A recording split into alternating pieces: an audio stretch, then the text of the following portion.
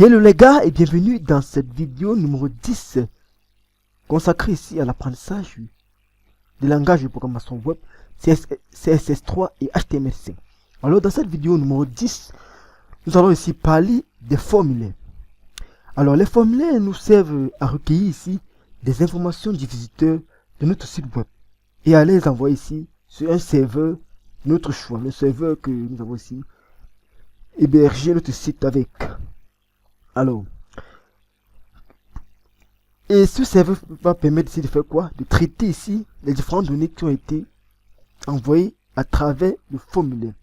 Alors, notons ici que les formulaires sont ici utilisés, par exemple, pour s'inscrire ou se connecter dans un site web. Alors, dans un formulaire en HTML, on peut avoir ici plusieurs champs. On parle ici de champs aussi ou de contrôles. Je vais vous montrer ici un petit exemple. Voici par exemple ici un exemple de formulaire. Vous voyez ce formulaire ici a ici plusieurs contrôles. Ici les contrôles ici sont appelés des champs. C'est un champ, c'est un champ, c'est un champ. Ça rend que en HTML on a plusieurs ici contrôles, à savoir ici les boutons et les listes. Ici là lorsqu'on parle de boutons, par exemple ici, venez ici, voici ici un bouton, voici ici là une liste. Alors nous pouvons donc dire que les formulaires sont certainement le moyen ici le plus simple et le plus utilisé pour recueillir des données de l'utilisateur par rapport à vos visiteurs par exemple. Ils sont donc essentiels et incontournables lorsqu'on parle aussi de programmation web. Alors, dans cette deuxième partie, nous allons parler ici des principales balises utilisées en HTML. Alors, la principale balise que nous utilisons ici en HTML est la balise form. Je vais vous montrer ici sur notre graphe. La balise form, une balise ouvrante et fermante. Avant la balise form, et voici, la voici autant pour moi. Vous voyez, c'est là, on met d'abord ici la balise form. La balise form, cette balise contiendra tous les autres champs que comportera le formulaire. Donc tout ce qui sera dans notre formulaire sera ici à l'intérieur de la balise form. La balise form. La balise form a trois principaux attributs, que sont ici l'attribut action. Vous voyez ici, lorsque j'ai mis ma balise, on a ici un attribut qui était déjà là. On voit ici trois principaux attributs. On voit l'attribut action qui prend pour valeur la page qui devra traiter le formulaire. Alors ici là, nous ne pouvons pas traiter le formulaire, mais dans les prochaines vidéos, je vais vous montrer ici comment traiter un formulaire. Mais nous devons toujours ici préciser la page de traitement du formulaire. Par exemple, ici, je vais mettre ici, la page va s'appeler par exemple enregistrement. La page qui va traiter ce formulaire, je vais mettre enregistrement. Bon, on peut mettre là traitement, traitement. .php. Remarquez bien l'extension .php. Voilà, c'est un langage ici. PHP est un langage serveur qui nous permet ici de traiter ce formulaire. Bon, nous verrons ici ce langage dans les prochaines vidéos. Tenez-vous prêts, ça va arriver bientôt. Alors, comme deuxième autre attribut de cette balise, on a ici l'attribut méthode qui peut prendre soit la valeur get et soit la valeur post, permettant ici de définir la méthode d'envoi du formulaire. Donc, l'attribut méthode on permet ici de définir la méthode d'envoi du formulaire. Là voici la méthode get.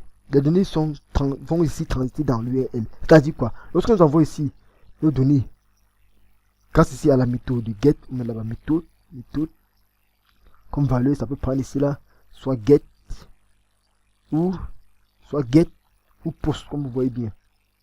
Vous voyez, on peut prendre soit get, soit post. Alors, lorsque vous prenez la méthode get, c'est-à-dire quoi? Les données vont transiter ici là dans l'URL. Si je remplis ici tout ce formulaire et que j'ai mis ici la méthode get, puis les données remplies par exemple ici le nom, le prénom, la date de naissance vont être affichées dans la barre d'adresse lorsque l'utilisateur va vouloir ici envoyer, cliquer ici sur enregistrer les informations. Toutes ces informations qu'il reste ici vont être transmises ici dans l'URL. Or ce n'est pas une bonne chose. Lorsque vous faites cela, votre site ici est très sensible, il peut être attaqué par des hackers. Et cela n'est pas aussi très bien. Alors la méthode post, et autant pour moi encore, cette méthode est très limitée, car ici, cette barre d'adresse ici a un nombre limité de caractères qu'il peut contenir.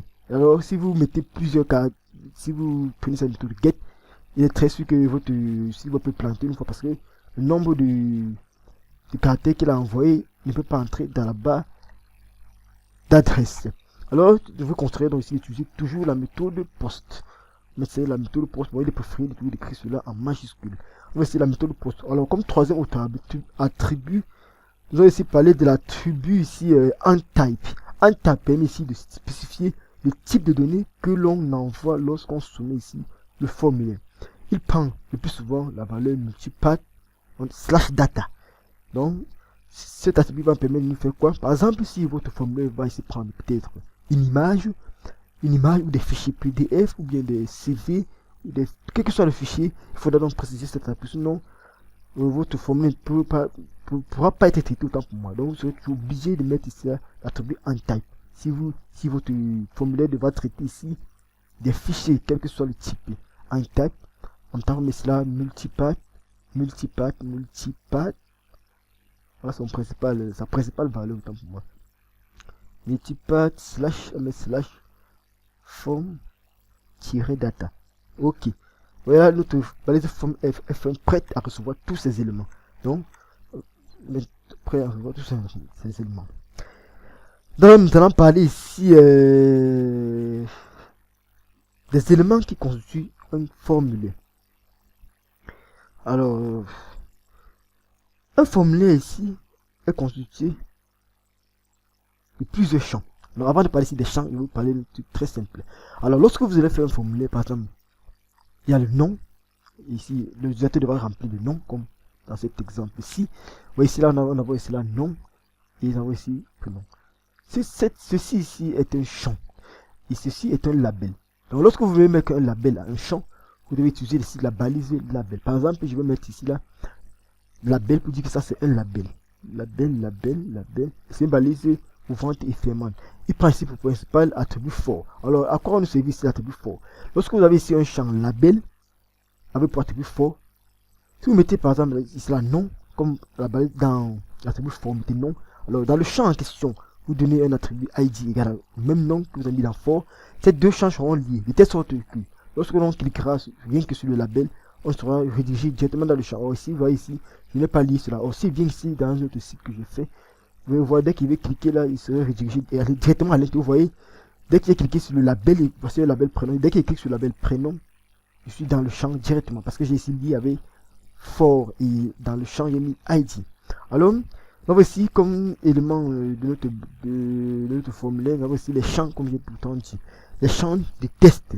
Alors nous avons plusieurs types de champs de test. Nous avons aussi les champs de test monoligne, les champs de test multiligne. Alors nous allons faire notre premier exemple avec un champ de texte monoligne. Un champ de test monoligne qui prend pour principal attribut name. Alors pour dire qu'on veut un champ de test monoligne, on va aussi utiliser l'attribut, la balise input autant pour moi. Donc d'abord un nom ici à notre champ. Nous voulons ici un champ monoligne qui va représenter ici le nom d'un utilisateur. Par exemple, je vais mettre ici le nom de l'utilisateur. Ça, ici c'est le label. Maintenant pour ici faire appel à notre champ, nous allons utiliser ici la balise input. On met ici directement input. On précise ici le type. On utilise ici l'attribut type, mais que le type. Or, nous voulons ici un champ de test monoligne. Donc, on mettrait ici là le type de l'attribut. Comme valeur de l'attribut type, on mettrait ici là type. Il y a la texte. Dès que il faudra tout ça donner un name à notre attribut. Car c'est grâce ici au name qu'on pourra ici traiter la valeur retenue par ce champ là. Type égale à test name. On met ici la name égale à, par exemple non user. Bon, si je mets ici la non user, les deux champs seront aussi des non user. Ok, vous voyez, j'ai créé ici un label nom et un champ de test nommé ici là non user. Si vient là, j'enregistre et j'actualise ma page HTML réservée. Vous voyez très bien, vous voyez là, vous avez ici le label non suivi de son champ de test. Vous voyez, le label non suivi de son champ de test. Et vous avez pourtant dit que pour pouvoir lire ici ces deux champs, ils doivent ici mettre ceci comme ça. Le name c'est non user. Si j'enregistre et je vais actualiser ma page, vous verrez très bien que cela va à merveille. Bon, les deux champs sont parlés. Pour le faire, on va mettre ici un attribut, ici la ID, qui va permettre de lier le label directement lier le label. Mais c'est le même nom, non user. Ok, ceci est fait, on passe aux choses suivantes. Vous voyez très bien si je clique là sur non, je serai redirigé directement dans le champ. C'est grâce à l'attribut ID et l'attribut for que nous avons mis dans label et dans le input. Alors, comme deuxième type de champ de test, nous avons aussi les champs de test sur plusieurs lignes. Par exemple, si vous voulez faire peut-être un commentaire dans votre site web, vous devez ici utiliser les champs de test multilignes. Par exemple, et grâce pour faire cela, on utilise ici la balise text array. Bon, il va d'abord faire ici un BR pour aller à la ligne. Il fait ici un test, la balise text array. Ouais, la balise text array a trois principaux attributs. Le name, vous disiez le nom de notre champ multiligne en question. Il peut dire cela que il prendra ici les commentaires des utilisateurs. Comme ID, il peut mettre par exemple commenter.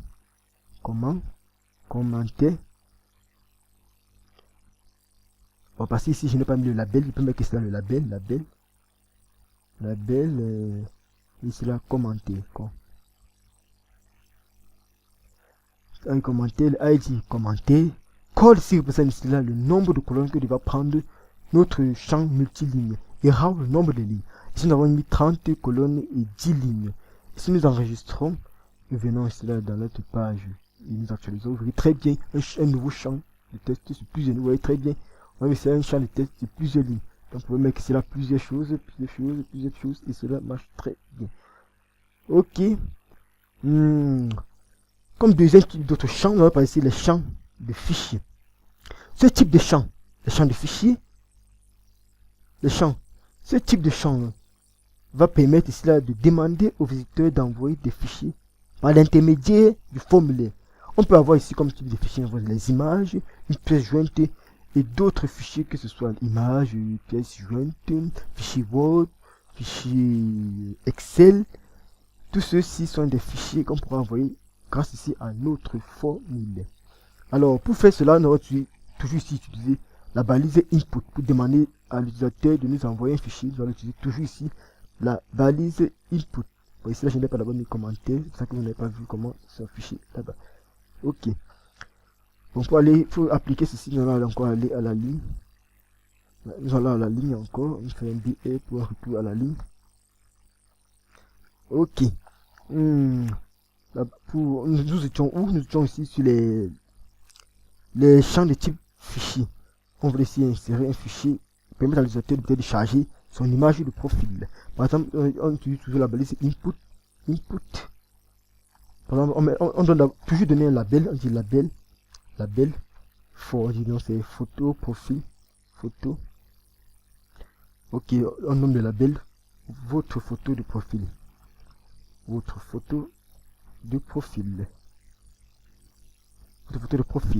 Alors lorsqu'on demande ça grâce au label, le label va lui informer qu'on veut ta photo de profil. On utilise aussi la balise input. C'est le type qui va changer. Alors on dit qu'on veut un fichier. Le type serait quoi ici? Ce serait file. Input type égale file. On dit que non, il pourrait ici entrer quel que soit le fichier. Voilà. Input type va faire et toujours donner un nom à tous vos champs. Par exemple, name égale ici. Name égale. Le name est le plus souvent le même que la même valeur qu'a pris l'attribut fort. Mais c'est la photo enregistrée. Ok. Si je pas ici actualiser ma page, vous verrez très bien qu'on a ici un champ de type file. Voici votre photo de profil qui était le label. On va ici choisir un fichier. Si je clique sur choisir un fichier, voilà, il sera redirigé directement dans ma machine. Je pourrais ici là charger un fichier sans problème. Voici, j'ai chargé un fichier. Le fichier est blanc. Ok. Nous pourrons traiter ce fichier là lorsque nous serons dans un langage serveur comme PHP. Nous viendrons dans les prochaines vidéos. Alors continuons encore ici. Alors, comme autre type de champ que pourra ici être entré dans notre navigateur, dans notre formulaire, pour ici avoir nous pourrons ici avoir aussi les boutons radio. Les boutons ici sont utilisés lorsque vous voulez laisser au visiteur un choix et un seul parmi plusieurs propositions. Donc vous avez, par exemple, vous voulez le sexe d'un utilisateur, vous allez ici utiliser les boutons radio parce qu'on a masculin, on a féminin. L'utilisateur devra prendre ici là un seul choix. Soit il est un homme, soit il est une femme. Alors la balise est alors input. C'est toujours la balise input qu'on utilise, mais c'est le type ici de la balise. Là dans l'attribut type qui devra changer. L'attribut tab, cette fois-ci, devra prendre l'attribut, la valeur radio, autant pour moi. Donc, on peut ici écrire label pour informer l'utilisateur de ce qu'il doit entrer. Donc, on dit peut-être son genre. Ça, c'est ici for, l'attribut for, il prend genre, un test juste qui va lier deux champs. On met cela votre sexe, votre sexe. Et pour faire cela, pour avoir les boutons qu'il va cocher, et il n'a qu'un seul choix possible, on devra ici utiliser la balise input. Avec le principal type radio, pour dire que c'est un bouton radio, un seul choix disponible. Radio. On devra essayer de donner le nom à ce champ de type bouton pour lier. Par exemple, si on veut un champ genre, on veut le genre, s'il est masculin ou les féminin, avec les deux boutons que nous allons mettre doivent avoir ici le même name. Si c'est genre, ils auront le même name genre. Donc, mais c'est la name égale par exemple ici genre. Name égale à genre. Et la valeur que devra afficher le bouton value. On met ici la value, on met peut-être ici la masculin. On met ici masculin, on met ici la masculin. Et on copie juste cette ligne, on colle en bas pour le deuxième champ. Vous marquez très bien, ils ont le même name, genre. Ici c'est féminin. La masculin et on met la féminin. Ok. Donc ici là,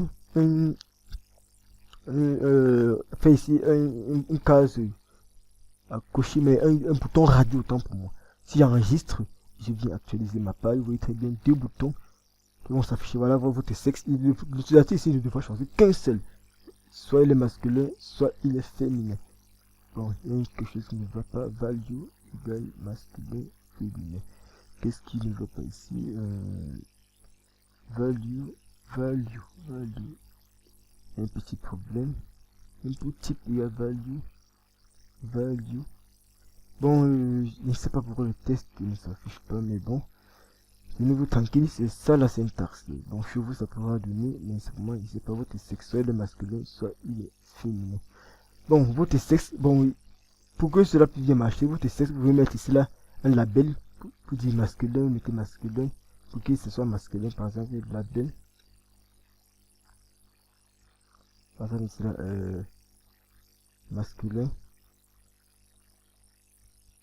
masculin, et un label ici là, qui dit que féminin.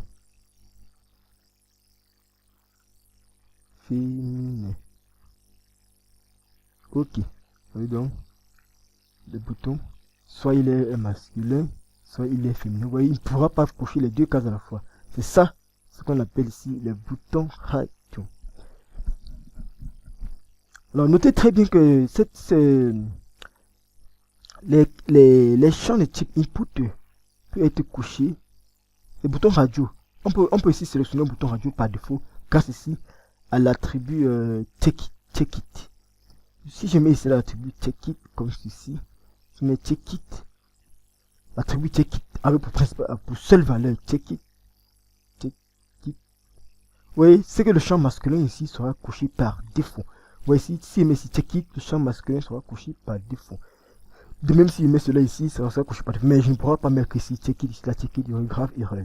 Car le bouton radio ne peut coucher. Vous voyez, si je viens ici actualiser ma page, regardez bien, aucun bouton n'est couché. Lorsqu'il va actualiser la page, le bouton masculin sera ici couché. Vous voyez, parce que j'ai ajouté ici l'attribut check it à cette balise input. Ok, ceci est très bien. Voilà, nous allons passer à l'étape supérieure. Tant pour moi. Nous avons ici comme autre champ de formulaire les cases à cocher. À quoi servent donc les cases à cocher? Les cases à cocher ici sont presque identiques ici au bouton radio. Mais les cases à cocher vont permettre ici là plusieurs choix. Donc on pourra ici faire plusieurs choix. On pourra avoir par exemple ici une liste de langages et on pourra ici cocher ici là plusieurs langages que nous voulons. C'est la même syntaxe. Là on utilise toujours ici la balise input. C'est juste le type qui changera. Ici c'est le type, c'est un checkbox pour dire case à cocher. C'est un checkbox. Par exemple, ici, je peux dire, écrire ici un label pour dire vos langages préférés. Par exemple, il dit label for langage. Bon, dit langage pour juste pour le for. Il dit ici vos langages.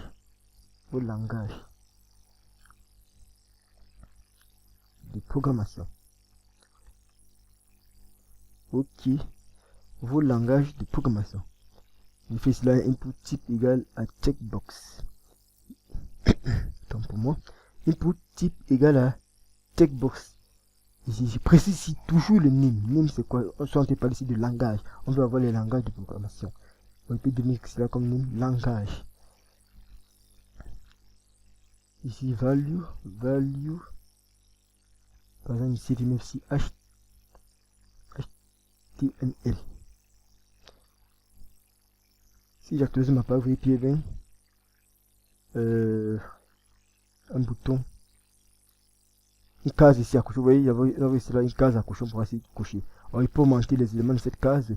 Il faudra toujours cela mettre un label. Il faut aussi mettre un label pour chaque case à cocher. Par exemple ici là, label. Ici là. Et c'est HTML.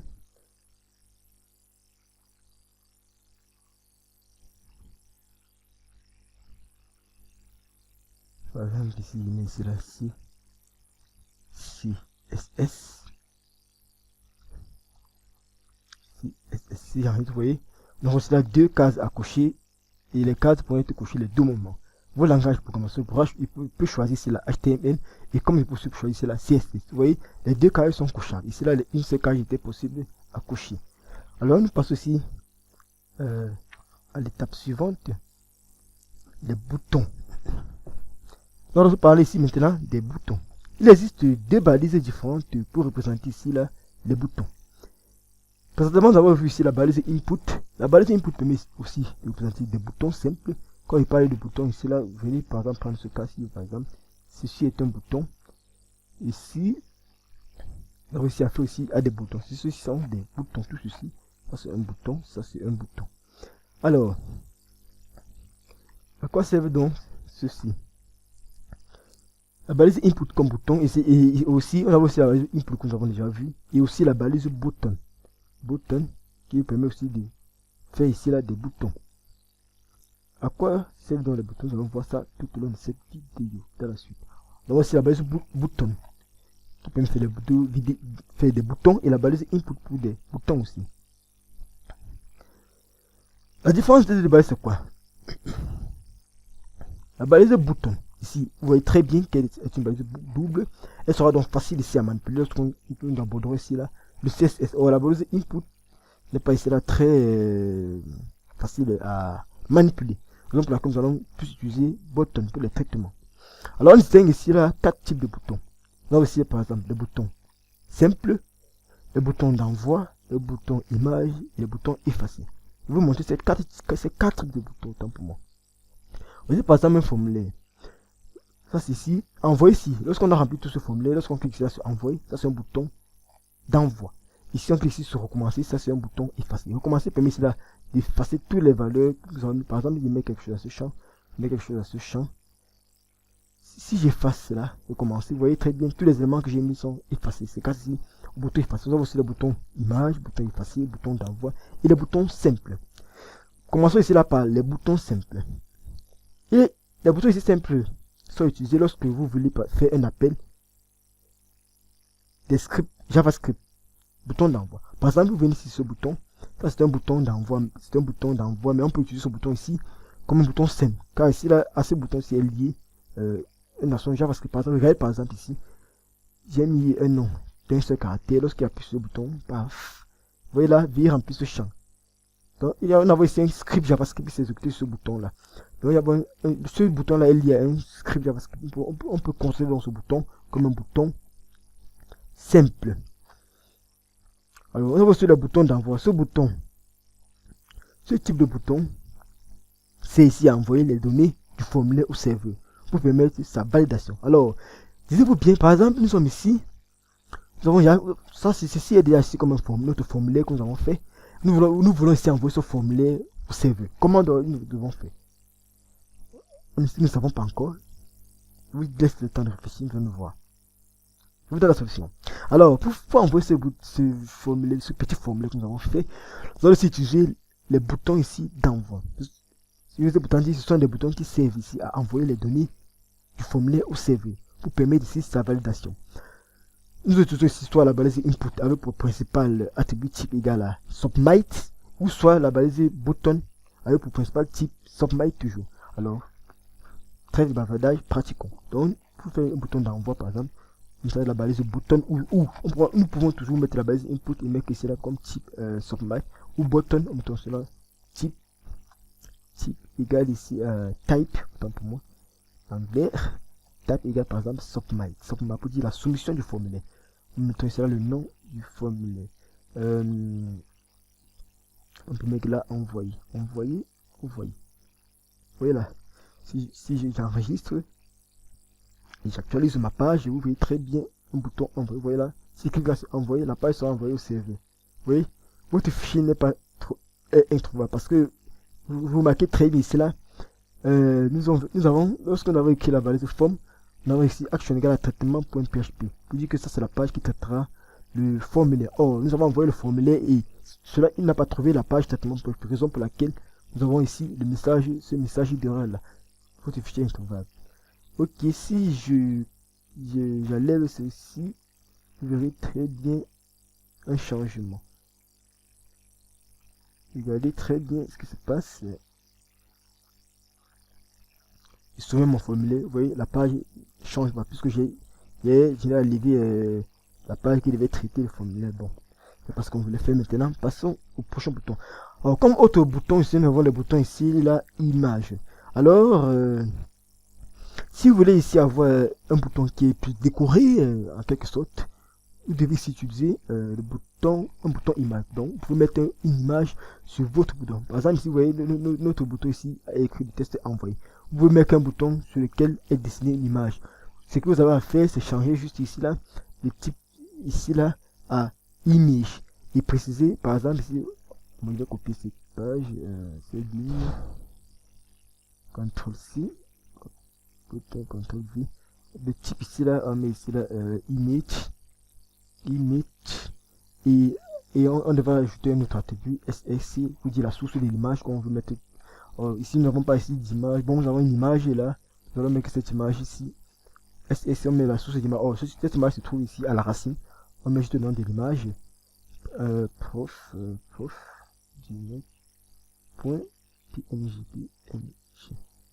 si je fais ici, j'actualise ma page, je vois très bien le bouton de type image. Ok. Oh, j'ai fait une erreur. Ici, il ne devait pas être là.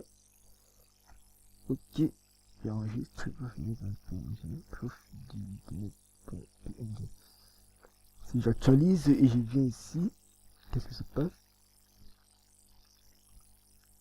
Bon, l'image ici là n'a pas changé, mais faisant sûr, cela marche très bien. Essayez de vérifier bien, mon image n'est pas disponible. Ok. On va aussi passer au prochain type de bouton. Donc c'est là le bouton effacer. À quoi c'est le bouton effacer? Si vous vous rappelez très bien, au début de cette vidéo, je vous ai parlé un peu du bouton effacer. Ce bouton permet ici là de réinitialiser tous les champs de formulaire. On utilise toujours la balise button ou la balise input avec le principal attribut type égal à toujours à submit. Je vais vous montrer comment ça va se passer. Par exemple, j'ai mon formulaire ici. Je mets ici là un nom. Je mets un prénom. Oh, je me rends compte que j'ai fait des erreurs. Qu'est-ce que je vais faire? Je ne veux pas venir à chaque fois supprimer. Qu'est-ce que je fais? Je viens ici là sur recommencer. Si je clique là sur recommencer, vous verrez très bien. Vous voyez, tous les champs ont disparu. Ça, c'est grâce ici au bouton d'effacement. Reset. Donc, il permet ici d'effacer tous les champs du formulaire qui ont été remplis. Donc, ce que vous allez faire, c'est juste venir là. Faites la même chose. Vous changez sur le type. Type, c'est quoi? Button. Type avec un bouton de type quoi? Reset. L'attribut c'est type. On peut parler ici là. Reset. Petit. Effacer tout. Effacer. On peut mettre là. Effacer. Effacer. Ok, vous voyez là, si je viens là, j'actualise ma page, vous voyez très bien le changement. Par exemple, si je vais venir ici, j'ai fait du blablabla, je mets masse féminin, je mets que la féminin, c'est qui l'a effacer, vous voyez, toutes les informations vont être effacées. Oh, j'ai fait une erreur grave ici. Input un type égal à reset. Ah, ça. Reset. Ok. Il vient ici. Je remplis tout. Je remplis. Dès qu'il va appuyer sur effacer, vous voyez, le champ va se vider. Qu'est-ce que c'est pas? Bouton type égal à reset. On va un peu ici. Commenter ici. Input button. Input button. Ici là, j'allais essayer de mettre ceci dans un input pour voir le changement. Ok. Input type égal à reset. Value, on donne ici la valeur qui va s'afficher. Là, égal effacer. Ici, j'actualise ma page. J'ai rempli ma chaîne caractère. J'ai rempli ici. J'ai couche ici féminin. Prends ici l'anglais CSS. Ici, c'est effacé. Vous voyez très bien, tous les champs ont été effacés. Donc, à quoi c'est le bouton ici d'effacement. D'effacement. Alors, vous pouvez rendre ici un champ obligatoire. Grâce ici à l'attribut require. Require ici est un attribut qui permet de rendre un champ obligatoire. Vous voyez très bien ici, par exemple, je viens ici sur le champ. Je n'ai pas testé ce champ. Vous voyez ici, on dit veuillez inclure. Bon, ici là, ce n'est pas le problème. Je vais venir ici dans. On va faire un test pour rendre un champ obligatoire. Par exemple, ici, je vais rendre le champ non obligatoire. Lorsqu'un champ ici est obligatoire, tant que vous n'avez pas rempli ce champ, vous ne pouvez pas ici soumettre le formulaire. Vous voyez, si vous voulez soumettre le formulaire, on vous dit veuillez remplir ce champ s'il vous plaît. Je mets ici là require. Et puis ça prend pour valeur encore require. Le champ non est dorénavant ici obligatoire. Tant que ce champ n'a pas été rempli, nous ne pourrons pas ici envoyer les données au serveur. Voilà, regardez ce qui va se passer. Je clique sur envoyer sans remplir le champ là, ce champ. Veuillez renseigner ce champ, vous voyez, parce que ici j'ai mis require, il oblige à remplir ce champ, sinon il ne continue pas. C'est à quoi c'est ici l'attribut require. Alors, j'ai oublié de vous mentionner ici quelque chose. Il y a aussi un élément très important, les placeholders. Vous pouvez mettre ici un test par défaut dans un champ de type texte par exemple. Dans ce champ on peut mettre ici là entrer votre nom. Grâce ici à l'attribut placeholder, c'est un attribut qui peut entrer ici soit dans la balise input, soit dans qui peut entrer soit dans la balise input, tant pour lui, balise de type champ. Input de type champ, tant pour moi. Ok. Alors si vous venez ça, on peut dire ici là input. On peut donner ici là un input. Input. Input. Qu'est-ce que j'ai fait? On peut ici on dit placeholder. Donc mais c'est l'attribut placeholder. Ici on donne la valeur qu'on veut qu'il s'affiche dans le champ de test en question. Donc placeholder ne peut être mis que dans les champs de type test. Placeholder, on peut mettre cela votre nom. Si je viens ici là, j'actualise ma page, vous voyez très bien à l'intérieur votre nom. Ok, ça ne marche pas, qu'est-ce qui se passe? Placeholder. Oh, quelle erreur j'ai fait. J'ai dit champ de texte, vous devez mettre ça dans un bouton. Une grave erreur de ma part. Ok, input type égal à on vient ici de test input type égal à texte pour mettre cela. Alors, où c'est? Voilà, ici par exemple. On peut mettre cela, CTRL V, placeholder de votre nom, et dans le champ, même test avion, on peut mettre cela, placeholder. Non, on peut pas mettre cela. Bon, c'est serré, vous-même. Bon, si j'actualise ma page, ici, qu'est-ce qui se passe? Input type égal à test, ouf, qu'est-ce que j'ai fait encore? J'ai plutôt mis cela dans le label. Ah, c'est vraiment embrouillé, qu'est-ce que c'est ça? Épaule, c'est cela donc, placeholder égale votre nom. J'enregistre, j'ai dit actualiser ma page, vous voyez très bien ici là, votre nom.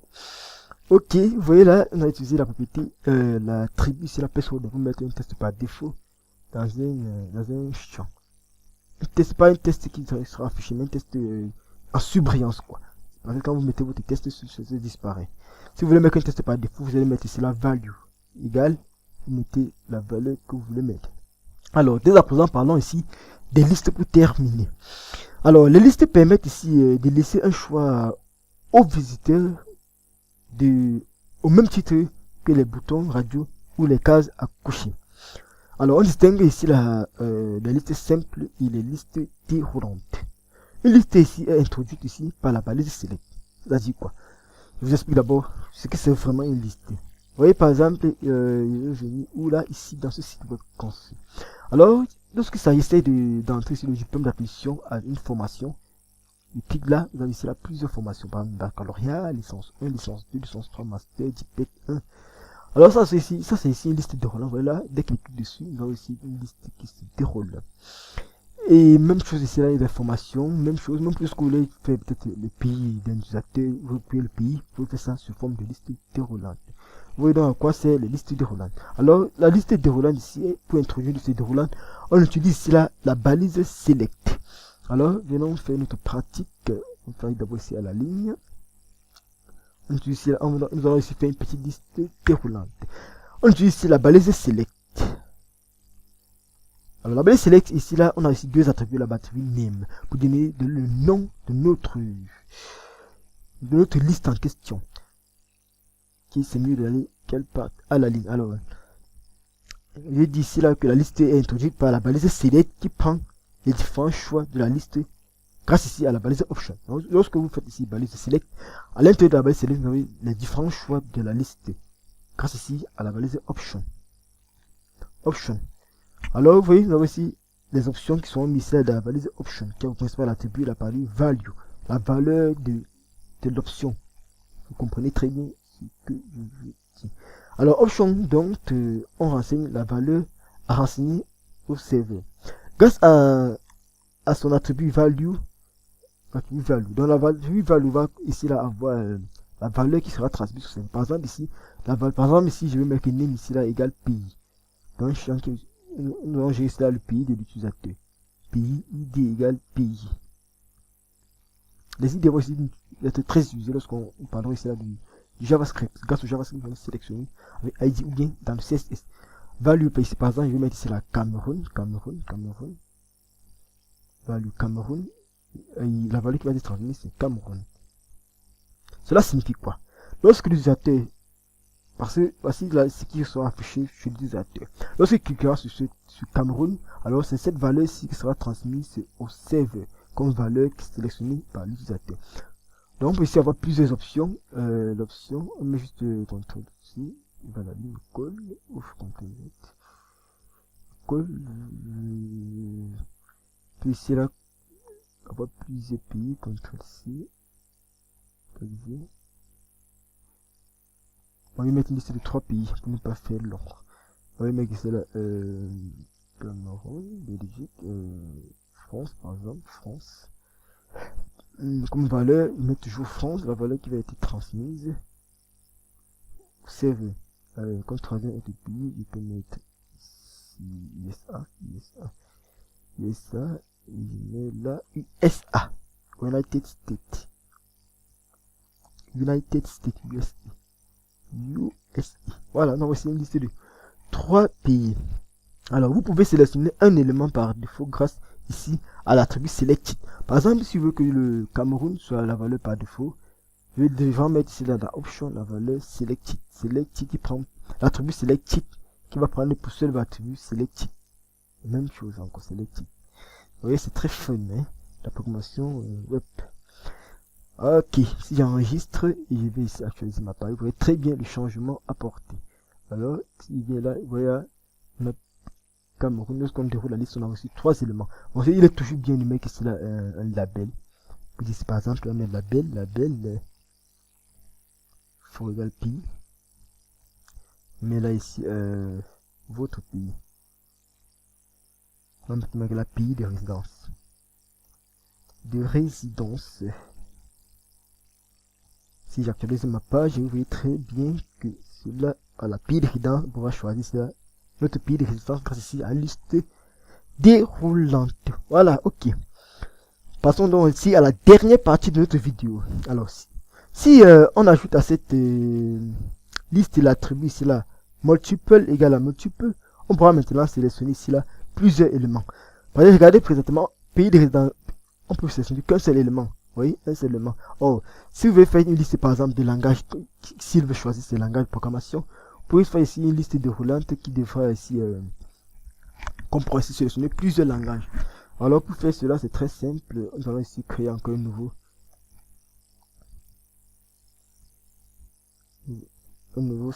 nouvelle liste déroulante, autant pour moi. Car ici, on met d'abord un label, pour dire langue, label, pour dire langage. On met des langues pour le coup. On met là langage.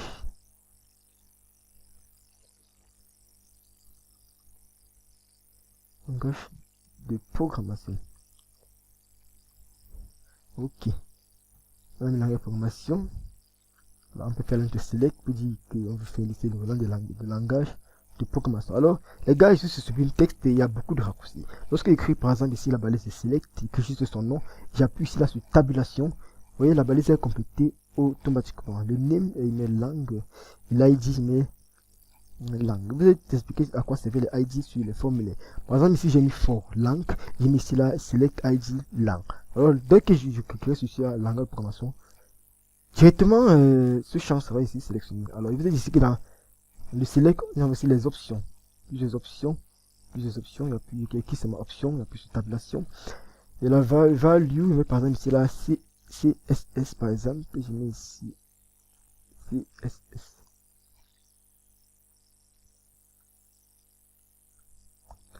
Même chose ici, là, value, mettre PHP, et là, PHP. Même chose en bas, il met la option, met la HTML, mais la HTML. Alors, quel est l'objectif de ces petits codes? Ceci, nous allons permettre à l'utilisateur de sélectionner plusieurs éléments dans sa liste de langues. Parce que ici, dans ce petit exemple ici, on ne pouvait sélectionner qu'un seul élément. Alors ici, nous pouvons essayer de sélectionner plusieurs éléments en rajoutant ici à la balise select l'attribut multiple. Multiple égale à multiple, passe la même valeur multiple. Il prend ici la même valeur multiple. Qu'est-ce que je fais? Multiple. Ok. S'il n'est pas ici, j'enregistre et j'actualise ma page. Vous voyez là, langage de programmation. Ici là, il pourrait choisir ici là plusieurs langages. Regardez, la différence entre cette liste est automatiquement déroulée. Alors cette liste était déroulante. Par exemple, je pourrais choisir ici là.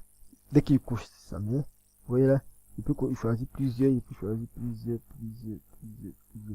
Sans problème, vous voyez très bien, cela a marché. Alors, nous pouvons ici là rendre notre formulaire plus lisible en organisant celui-ci. La balise Filset c'est à organiser un formulaire en différentes rubriques. Cela peut être utile si celui-ci devient long. Par exemple, si on a un très long formulaire, il faut ici organiser ce formulaire sous forme de rubrique par exemple. Quand ici il parle de rubrique, je vais vous montrer un exemple très précis et concis. Regardez ce formulaire, il est très long. Si nous avons mis tout ça les uns à la suite, ce serait très laid. Alors nous avons ici là fait ce qu'on appelle ici là, utiliser la balise Filset et la balise Legend. Filset nous permet de faire quoi? De réorganiser notre formulaire. Regardez ce formulaire, nous avons ici, regardez très bien, nous avons ici cette première partie qui constitue les informations personnelles, la deuxième partie qui constitue informations complémentaires et la troisième partie qui constitue le choix de la formation. Tout ceci a été fait ici grâce à la balise Filset. Lorsque nous ouvrons la balise Filset, nous donnons ici la légende de notre bloc, ou de notre rubrique par exemple. Cette rubrique, c'est la rubrique information personnelle. Et pour mettre cette rubrique, on utilise ici la Filset et dans Filset, on met ici un legend qui prend pour valeur information personnelle. Venons ici à la partie, nous voulons faire ici un petit formulaire de connexion par exemple. On met là ici là Filset. Nous voulons ici là commencer notre rubrique connexion. On met là ici là un legend pour dire que ça c'est legend. Ça c'est la connexion aussi par exemple.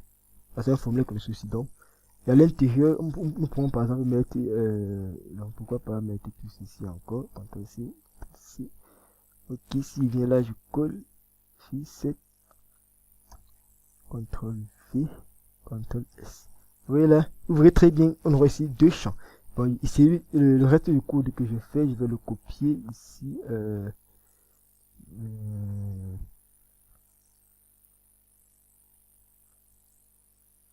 CTRL X, je vais le mettre aussi dans un autre fil 7. Voilà, je vais mettre la fil 7, fil, bien dit, fil 7. Legend pour nommer ici la rubrique Legend. Mais c'est là, bon, faisons du test. Test des formulaires, par exemple. Quoi? Des formulaires. J'enregistre ça. Je colle le code qui est coupé. Je vais ici là enregistrer. J'enregistre et je vais ici actualiser ma page. Bon, c'est pas ci, c'est celle-ci. J'enregistre pas. Vous voyez très bien, nous avons ici dorénavant deux rubriques. Nous avons la rubrique test de formulaire qui comprend tout ceci, la rubrique et connaissons aussi. Vous voyez très bien comment ceci a été fait. Alors les amis, c'était tout pour cette vidéo sur les formulaires en HTML5. Alors j'ai oublié une toute petite chose. Les champs de type texte et les types email et les champs de type passeport. Oh, qu'est-ce que j'ai fait comme ça? Alors venons très rapidement finir avec ces deux types de champs. Alors, lorsque vous créez par exemple un site, il faut toujours que l'utilisateur, si vous voulez enregistrer un utilisateur, l'utilisateur doit pouvoir ici entrer son mot de passe et son adresse email. Nous utilisons ici toujours la balise input pour faire tout ceci. Le type devra donc changer. Donc, pour les champs de type texte, de type email, le type sera ici email. Pour les champs de type mot de passe, le type sera ici mot de passe. Par exemple, si je fais un champ de type email, par exemple, email d'abord le label. Label, j'ai ici là email. Email.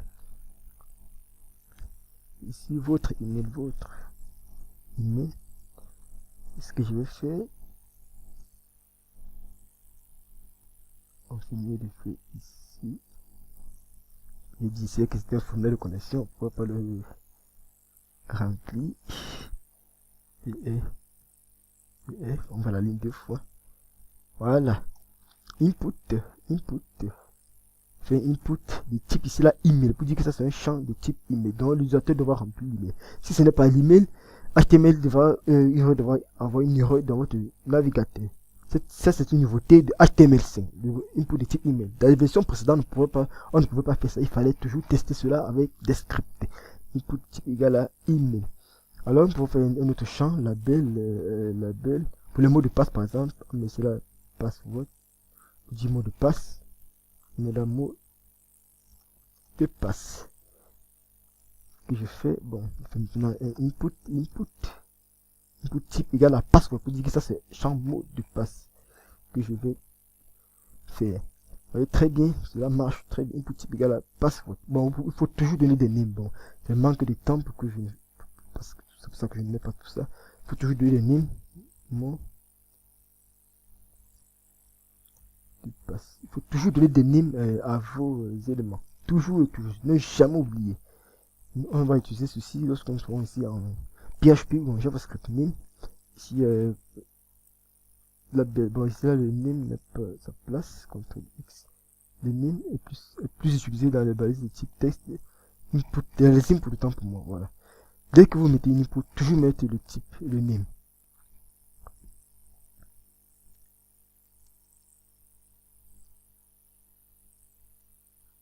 Ici, on peut mettre send. Vous dites que là, on voit du formulaire. Après, c'est la name. La email. Alors, si je vais ici actualiser ma page, vous voyez très bien les deux types de champs. Si j'actualise, vous voyez très bien, on va ajouté deux types de champs.